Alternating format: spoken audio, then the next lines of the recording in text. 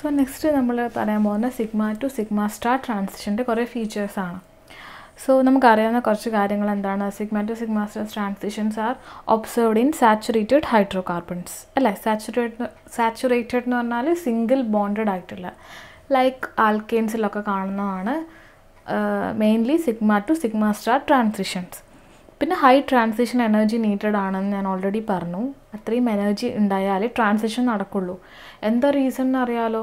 Because sigma bonded ആണ് അല്ല, ഇലക്ട്രോൺസുകൾ അല്ലെങ്കിൽ അതിലുള്ള ആറ്റംസ് തമ്മിൽ സിഗ്മ ബോണ്ടഡ് ആണെങ്കിൽ, സിഗ്മ ബോണ്ട് എന്ന് പറഞ്ഞാൽ ഹെഡ് ടു ഹെഡ് ബോണ്ടാണല്ലോ, അത്രയും സ്ട്രോങ് ആയിട്ടുള്ള ബോണ്ടാണ്. അപ്പോൾ അതിനെ ബ്രേക്ക് ചെയ്യണമെങ്കിൽ അല്ലെങ്കിൽ എക്സൈറ്റ് ചെയ്യണമെങ്കിൽ എന്താണ്? ഹൈ എനർജി നീഡഡ് ആണ്.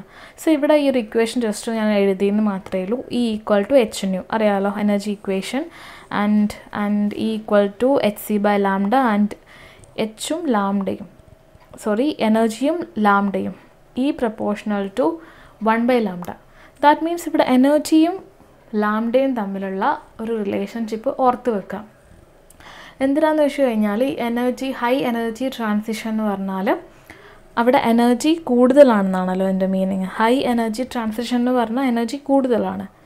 ആ കേസിൽ നമ്മൾ പറഞ്ഞിട്ടുണ്ട്, നമ്മൾ യു വിയിൽ റേഞ്ച് പറയുന്നത് നാനോമീറ്ററിലാണ്, വേവ് ലെങ്ത്തിൻ്റെ ഇതിലാണ് പറയുന്നത്. സോ ഹൈ എനർജി ട്രാൻസിഷൻ എന്ന് പറഞ്ഞാൽ അതിന് കറസ്പോണ്ടിങ് ആയിട്ട് കിട്ടുന്ന ലാംഡ മാക്സ് വാല്യൂ കുറവായിരിക്കുമല്ലോ, കാരണം ഇത് ഇൻവേഴ്സ്ലി പ്രൊപ്പോർഷണലാണ്.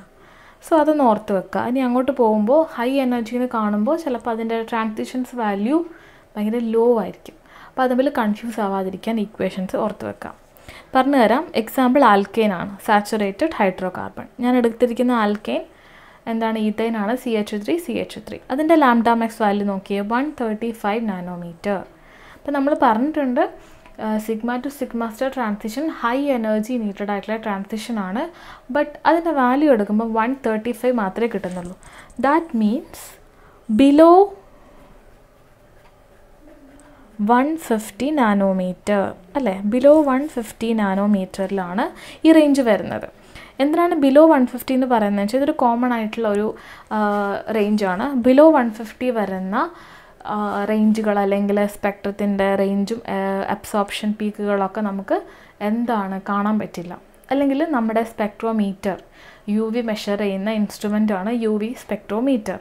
UV സ്പെക്ട്രോമീറ്റർ വെച്ചിട്ട് നമുക്ക് ഡിറ്റക്റ്റ് ചെയ്യാൻ പറ്റില്ല. സോ നമ്മൾ ഇതിൻ്റെ സ്പെക്ട്രം എടുത്തു കഴിഞ്ഞാൽ, ഇതിൻ്റെ സ്പെക്ട്രം എടുത്തു കഴിഞ്ഞാൽ നമുക്ക് ആ സ്പെക്ട്രത്തിൽ ക്ലിയർ ആയിട്ട് ഇതിൻ്റെ പീക്സ് ഒന്നും ഒബ്സർവ് ചെയ്യാൻ പറ്റില്ല. കാരണം എന്തുകൊണ്ടാണ്? ആ റേഞ്ച് എന്തുകൊണ്ടാണ് നമുക്കറിയാലോ. ഇതിൻ്റെ റേഞ്ച് എത്രയാണ്? 200 to 800 നാനോമീറ്റർ. സ്പെക്ട്രം ഉണ്ടാവും, പക്ഷെ നമുക്കത് നമ്മൾ യൂസ് ചെയ്യുന്ന നോർമൽ UV വെച്ചിട്ട് നമുക്ക് മെഷർ ചെയ്യാൻ പറ്റില്ല. ചിലപ്പോൾ അഡ്വാൻസ്ഡ് ആയിട്ട് എന്തെങ്കിലും മോഡിഫൈ ചെയ്ത് വരുന്ന പുതിയ UV സ്പെക്ട്രോമീറ്ററൊക്കെ വെച്ചിട്ട് ചിലപ്പോൾ നമുക്ക് ഡിറ്റക്റ്റ് ചെയ്യാൻ പറ്റുമായിരിക്കും. പക്ഷേ നോർമലി നമ്മുടെ പണ്ടോട്ട് യൂസ് ചെയ്യുന്ന നോർമൽ UV സ്പെക്ട്രോമീറ്റർ യൂസ് ചെയ്തിട്ട് നമുക്ക് ആൽക്കെയിൻ, ഈഥൈൻ പോലത്തേൻ്റെത് കണ്ടുപിടിക്കാൻ പറ്റില്ല. കാരണം അതിൻ്റെ സ്പെക്ട്രം കിട്ടുന്നത് ബിലോ 150 നാനോമീറ്റർ റേഞ്ചിലാണ്. സോ അത് നമുക്ക് ഡിറ്റക്റ്റ് ചെയ്യാൻ പറ്റില്ല. സിമിലർലി മീഥൈൻ എടുത്തു കഴിഞ്ഞാൽ അതിൻ്റെ lambda max value 122 nanometre, again below 150 ആണ്.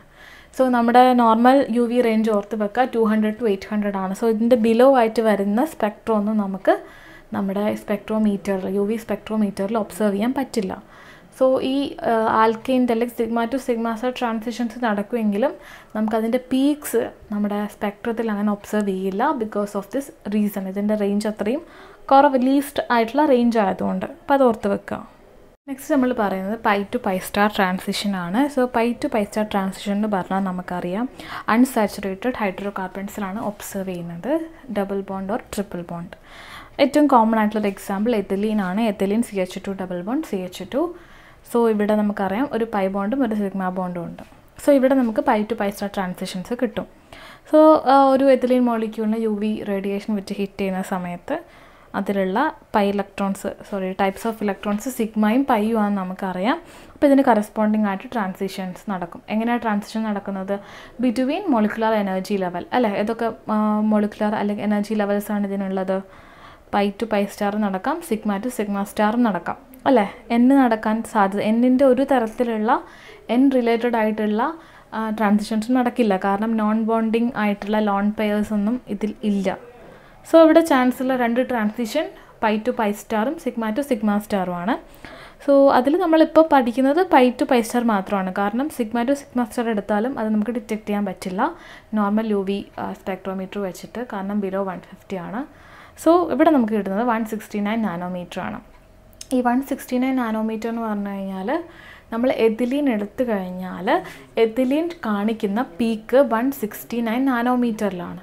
ഇവിടെ സിഗ്മ ടു സിഗ്മ സ്റ്റാറിന് ട്രാൻസിഷന് കറസ്പോണ്ടിങ് ആയിട്ടുള്ള പീക്കൊന്നും നമുക്ക് കാണാൻ പറ്റില്ല, ബിക്കോസ് അത് അത്രയും ലെസ് റേഞ്ചിലാണ് നടക്കുന്നത്. സോ നമുക്ക് പൈ ടു പൈ സ്റ്റാറിന് കണക്കായിട്ടുള്ള പൈ ടു പൈ സ്റ്റാർ ട്രാൻസിഷൻസിൻ്റെ റിസൾട്ടായിട്ടുള്ള പീക്കുകളാണ് നമുക്ക് എഥിലീനിൽ കിട്ടുന്നത്. അതിൻ്റെ റീസൺ എന്താണെന്ന് വെച്ചാൽ ഇവിടെ 169 എന്ന് പറഞ്ഞാൽ വാല്യൂ എബോവ് 150 നാനോമീറ്റർ ആണ്. അപ്പം നമുക്ക് ഏകദേശം 200 അപ്രോക്സിമേറ്റ് ആണെന്ന് പറയാൻ വേണമെങ്കിൽ, അത്രയും ആവില്ല, എന്നാൽ പോലും ബിലോ 150 കമ്പയർ ചെയ്യുമ്പോൾ എബോവ് 150, 116 എന്ന് പറയുമ്പോൾ എബോവ് 150 ആണ്. സോ നമുക്കത് UVയിൽ ചെറിയ പീക്കുകളായിട്ട് ഒബ്സർവ് ചെയ്യാൻ തുടങ്ങും, ചെറിയ പീക്കുകളായിട്ട് കിട്ടും.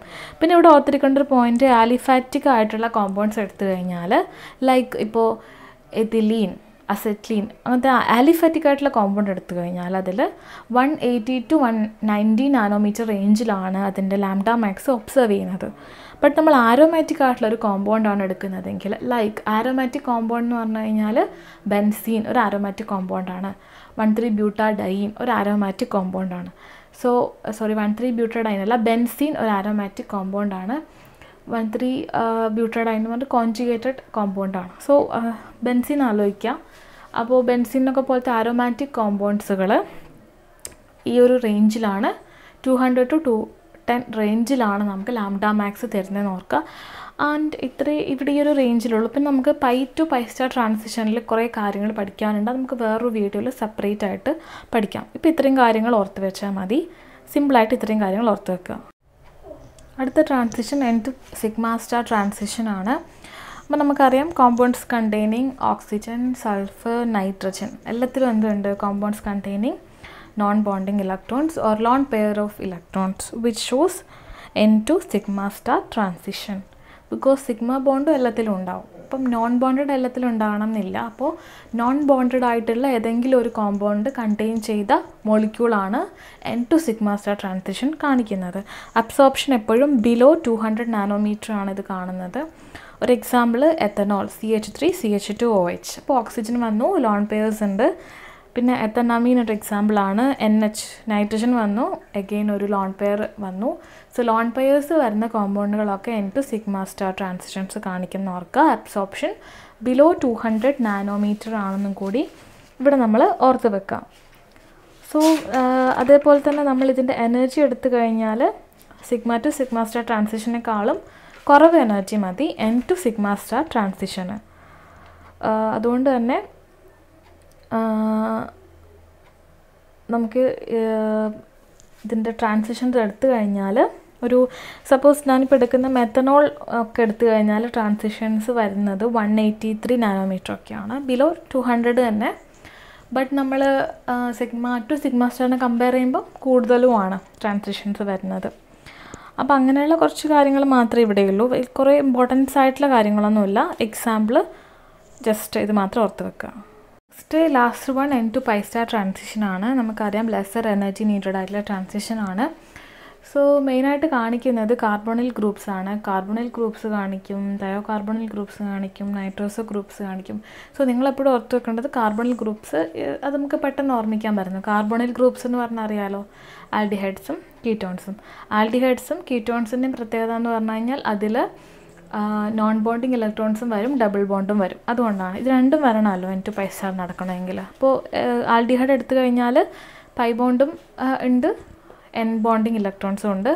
കീറ്റോൺസിലും അങ്ങനെ തന്നെ. സോ ഒരു എക്സാമ്പിൾ HCHO ഫോമാൽഡിഹൈഡാണ്. HCHO ഞാൻ എക്സ്പാൻഡ് ചെയ്ത് എഴുതി കഴിഞ്ഞാൽ HCOH, HCHO ഇങ്ങനെയാണ് എഴുതുന്നത്. അപ്പോൾ ഇതിൽ എന്തൊക്കെ ബോണ്ട് ഉണ്ട്, സിഗ്മ ബോണ്ട് ഉണ്ട്, പൈ ബോണ്ട് ഉണ്ട്, നോൺ ബോണ്ടിങ് ഇലക്ട്രോൺസ് ഉണ്ട്. So 2 kinds of transitions are observed in HCHO. N to pi star transition, അതിൻ്റെ ലാംഡ മാക്സ് വാല്യൂ കിട്ടുന്നത് 290 നാനോമീറ്ററും അതേപോലെ പൈ ടു പൈ സ്റ്റാറിൻ്റെ ട്രാൻസിഷൻ കിട്ടുന്നത് 180 നാനോമീറ്ററുമാണ്. ബട്ട് ഇത് നമുക്കങ്ങനെ ഒബ്സർവ് ചെയ്യില്ല യു വി സ്പെക്ട്രോമീറ്ററിൽ. ബിക്കോസ് ഇവിടെ കുറച്ചുകൂടി കാണാൻ ചാൻസ് ഉള്ള കൂടുതൽ ലാംഡ മാക്സിലുള്ള ട്രാൻസിഷൻ ഇതാണ്. സോ അതുകൊണ്ട് തന്നെ ഇതിനാണ് മോർ പ്രോബബിലിറ്റി. സോ നമ്മൾ ഇതിൻ്റെ സ്പെക്ട്രം എടുത്തു കഴിഞ്ഞാൽ നമുക്ക് കിട്ടുന്ന ഷാർപ്പായിട്ടുള്ള അല്ലെങ്കിൽ കുറച്ച് നന്നായിട്ട് അപ്പിയർ ചെയ്യുന്നത് ഈ ഒരു റേഞ്ചിലായിരിക്കും, 290 റേഞ്ചിലായിരിക്കും അപ്പിയർ ചെയ്യുന്നത്. കാരണം അവിടെ N2 പൈ സ്റ്റാറാണ് കുറച്ചുകൂടി സ്ട്രോങ് പൈ ടു പൈ സ്റ്റാറിനെ കമ്പയർ ചെയ്യുമ്പോൾ. ഇപ്പോൾ ജനറലി ഫോർമാൽഡിഹൈഡിനെ നിങ്ങൾ 290 എന്ന് ഓർത്ത് വെച്ചാലും മതി. 290 നാനോമീറ്ററിലാണ് ഇതിൻ്റെ സ്പെക്ട്രം കാണുന്നത്. That corresponding to N2 pi star transition. അപ്പോൾ ഇതാണ് മെയിനായിട്ടുള്ള ഇത്. പിന്നെ ലോ ഇൻറ്റൻസിറ്റി ട്രാൻസിഷനാണ് നമ്മുടെ N2 പൈ സ്റ്റാർ ട്രാൻസിഷൻ, ഏറ്റവും കുറഞ്ഞ എനർജി ആവശ്യമുള്ള ട്രാൻസിഷൻ. അപ്പോൾ ഇത്രയാണ് all about electronic transition. What are the different kinds of electronic transitions observed in UV visible spectrometer, UV visible spectroscopy.